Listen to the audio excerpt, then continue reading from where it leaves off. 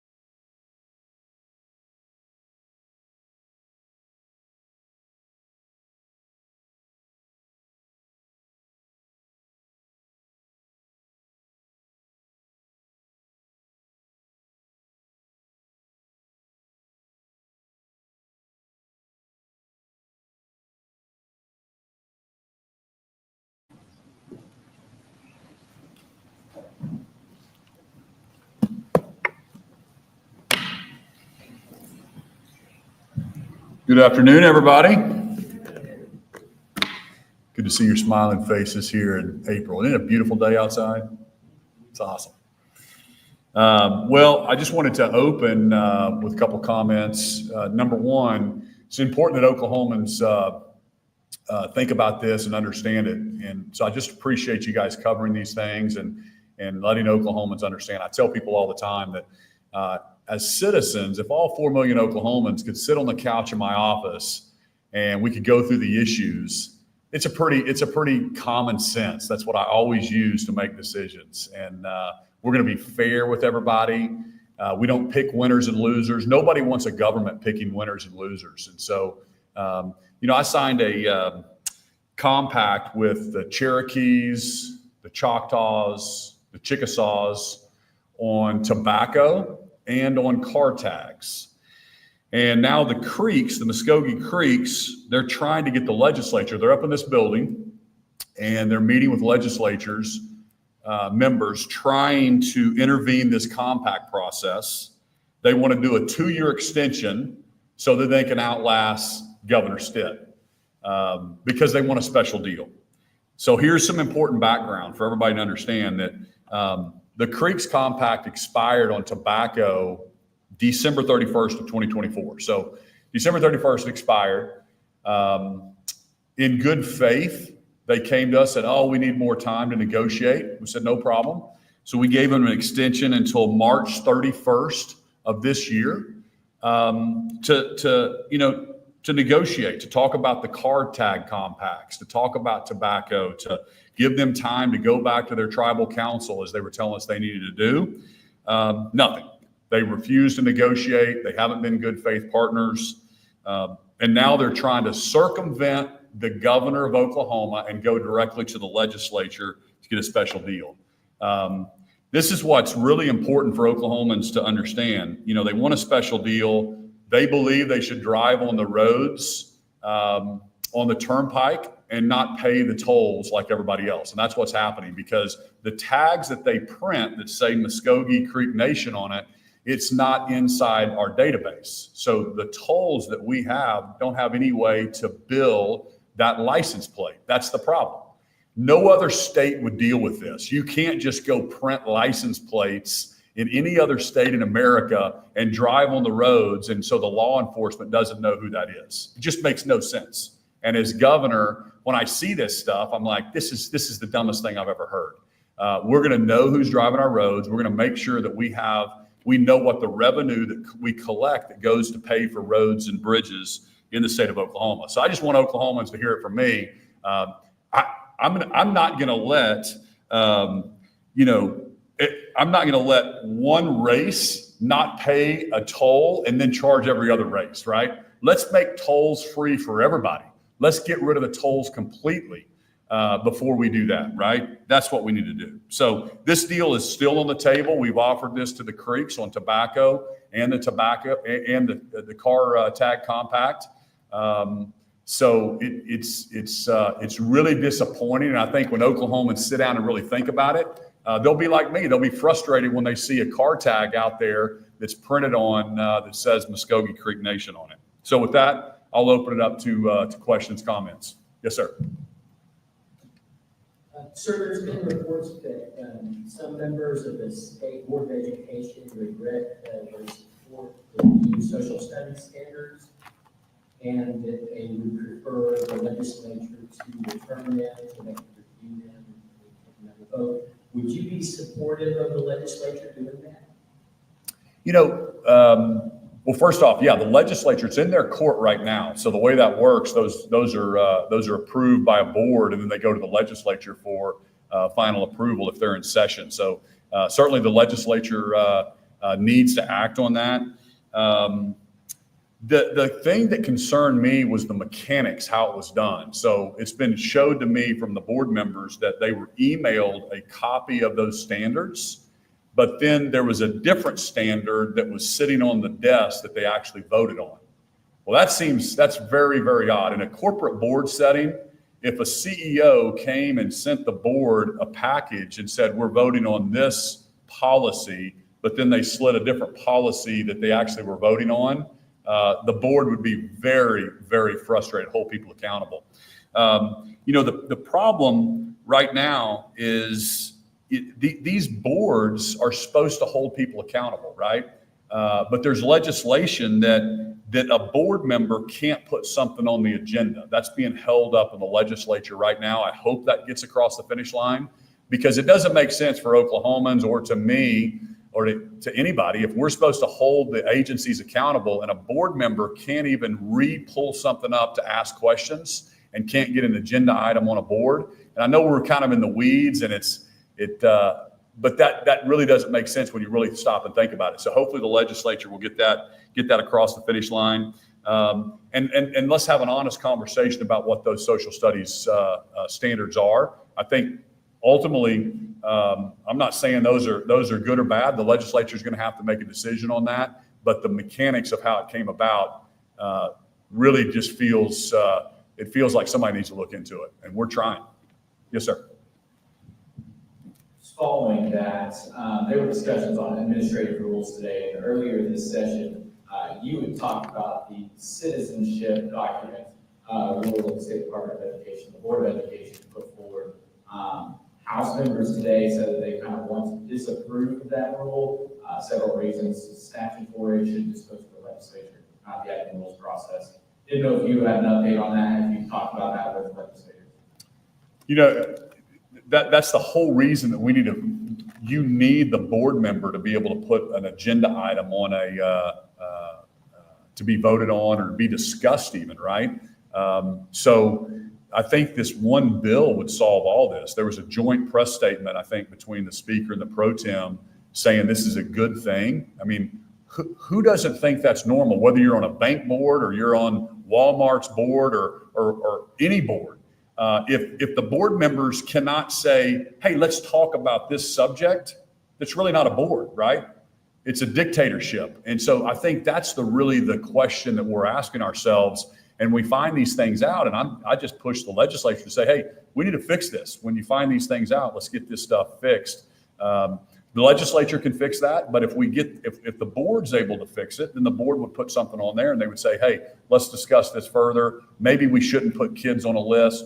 I've beat that dead horse 100 times now. I don't think that President Trump's policies are talking about, going after kids, right? He's talking about criminals. He's talking about criminal activity. He's talking about getting those folks out of our country, securing our border, knowing who's coming in. We agree with all that. I'm not going to start on picking on 7 and 8 year olds and putting them on a list. It's not a public safety issue. So I'm trying like heck to make sure that we have some common sense here in Oklahoma, and I need some help from the legislature to be able to get that across the finish line.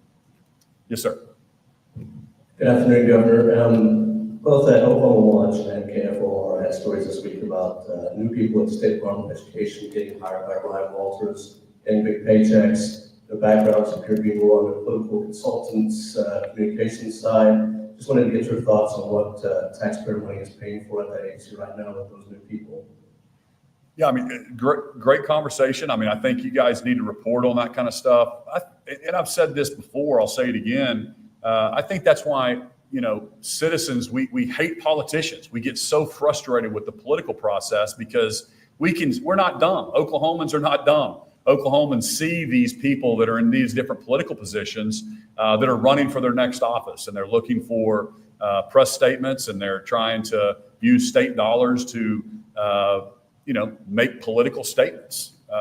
So I don't know specifically who they're hiring. There's 30,000 employees in the state of Oklahoma, and unfortunately, you know me, the governor doesn't get to hire and fire all the different state agency heads.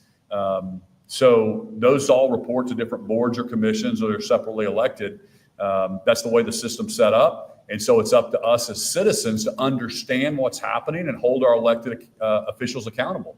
The more the more I'm in this office, I try to explain everywhere I go around the state when I talk to different groups is I first thank them for being there, because the fact that you're watching this on TV or the fact that you're listening to this, you want to be more informed in what's happening in the state of Oklahoma. And that's a good thing, because when you understand these issues, like you pointed out, you start connecting the dots. you start connecting the political dots with what's happening, and then you look at the lobbyist and how everything is connected. And instead of just doing the business of the people, that we believe in lower taxes, smaller government, a lot of stuff gets tied up in the politics and moving towards the next office. And super frustrating for me as an Oklahoman that is going back to the private sector and is going to be cheering on the next guy and going to be trying to help my state grow. Yes, sir. Thank you, Governor. Clifton Adcock with the Frontier. This is about the Illinois River poultry lawsuit. A.G. Drummond has said that one of the things that he hopes to see, any sort of plan that comes out or any sort of settlement agreement that comes out is, I guess, barring land application of poultry that are within the Illinois River watershed. Is that something that you can get behind, and why or why not? So thank you for asking that. That's a great question, because here's the deal. We can all play Monday morning quarterback, and we can all say, it's easy targets for big business, right? Oh, that's a real rich business. Let's go after them. Let's go sue them. But here's the facts. These businesses had permits. They followed the law. They did everything they were supposed to. And so 20 years later, you have Attorney General at the time, Drew Edmondson, brought a lawsuit against the chicken industry. And then out of nowhere, you have A.G. Drummond resurrect this lawsuit after it sat dormant for 15 years, I think, maybe it was 13 years, and brought up, and then actually had empowered, Attorney General Edmondson to get back involved and try to, get a pound of flesh out of these businesses. So absolutely not. I am for, there's no possible way that I would be for playing Monday morning quarterback, going to a business and saying, well, you've got deep pockets, you can afford it. Even though you followed all the rules and you had all the permits and you did everything like we told you to do, but now we don't like it. And so we want you to give us $1 billion. That's basically what these trial attorneys are doing. And again, connect the dots. Attorney General Drummond's running for governor and trying to win some political points with the trial attorneys, and he's going after our agricultural industry. So really frustrating. I wouldn't be supportive of that at all. And I'll say this to everybody out there. If we think that the Illinois River needs addressing, and we think the application of fertilizer is not correct, then we need to fix that. And you fix that going forward, right? So I've talked to Secretary Blaine Arthur. They get all their standards from the EPA when we implement those in the state of Oklahoma.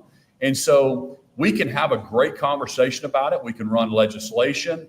The agency can actually fix that. But to go back and punish companies is just because of their balance sheet, and you say, oh, they've got the resources, they can afford it, 100% against it.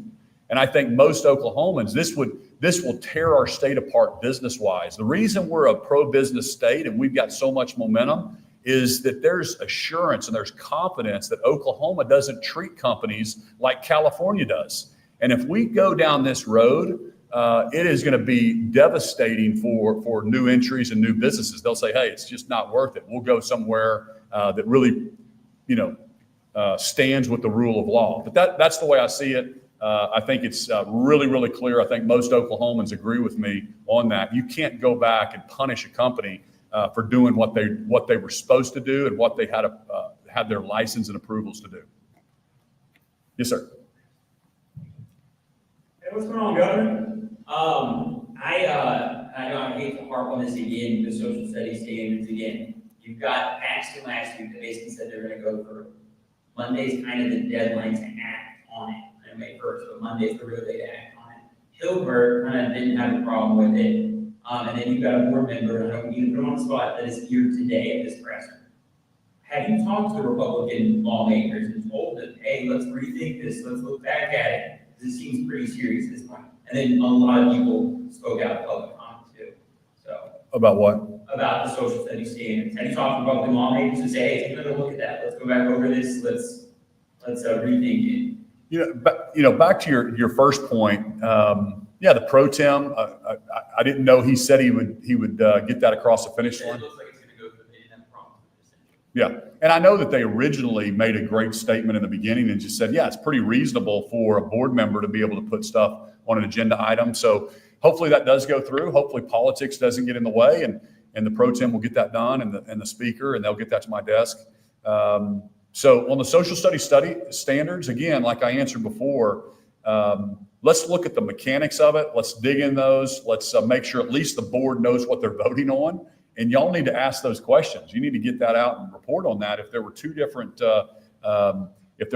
submissions to the board and they didn't have an advance, I think those are issues that we should all be frustrated about, right? And then the standards themselves, the legislature, hopefully they'll act on that. And I don't know, they may punt it to me, so we'll see. Yes, ma'am. Thank you, Governor. I got two questions on the DOJ OK report that identified $157 million in federal healthcare grant funding as being unnecessary or unused. My first question is that several of the grants that were identified seem to fall in line with funding that the Trump administration wanted to resend, dealing with COVID-19 era funding. Was that intentional on DOJ OK's part, or just a coincidence that so many of those grants aligned with the federal funding that was going to be pulled back?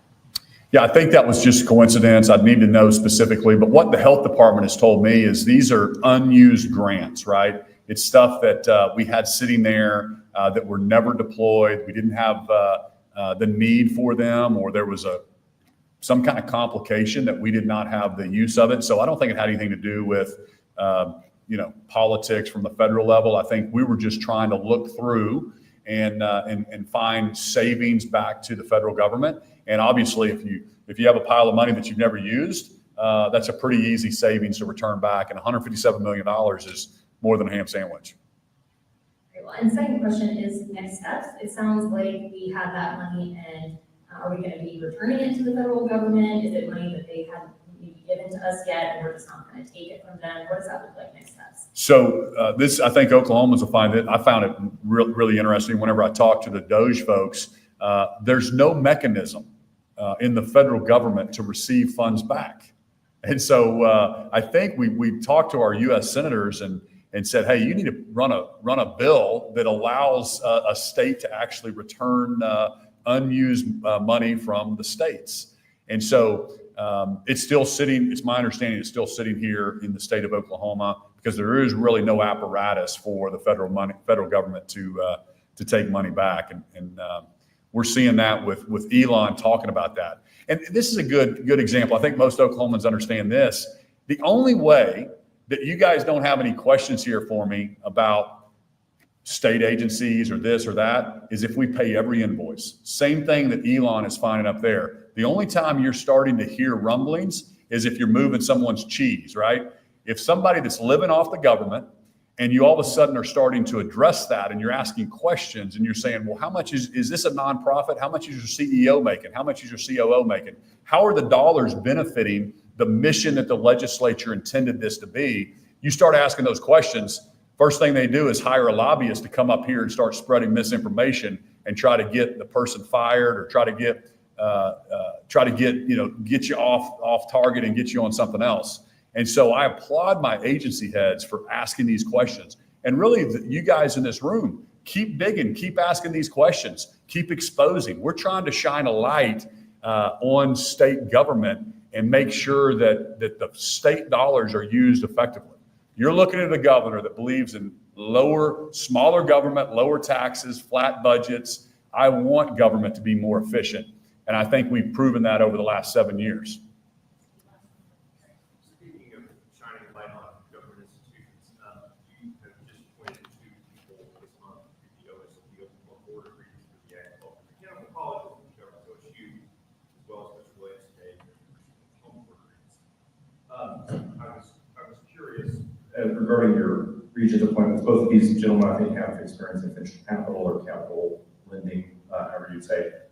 How did they kind of go through the process? What were you looking for, and what are you hoping for them as they respectively look at OU and OSU as institutions OSU having a more recent headline making financial scenario? Thank you. Yeah, great question. So, with Oklahoma State University, the problems that needs to be fixed, quite frankly, is the restrictions on how I pick Board of Regents. OU has a much better system.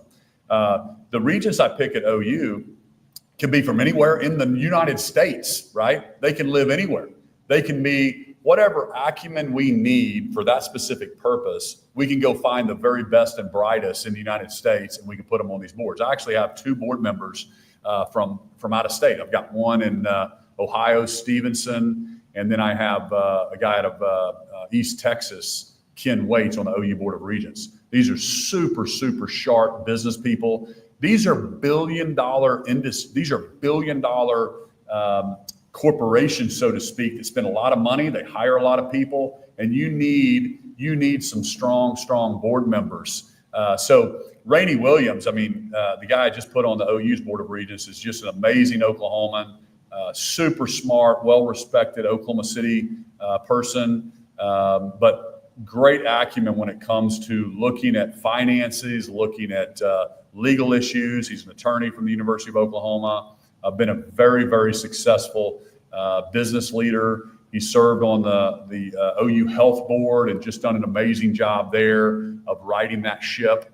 And so I think he's going to be great. And then the other board members, I trust them, and they tell me, hey, here's what we need on these boards. Can you find this for us, Governor? And then we go out and try to find the very best person. So that's that. Tracy Poole up in Tulsa. Tulsa, back to Oklahoma State, I had to choose from the Tulsa area.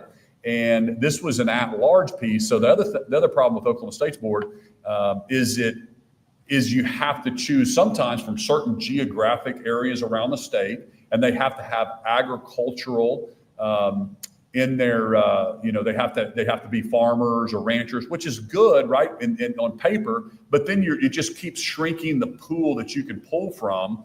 And instead of just saying, hey, if I need a business person, or if I need an attorney, or if I need someone that has healthcare, expertise, I can go get that person, or the best person in the state.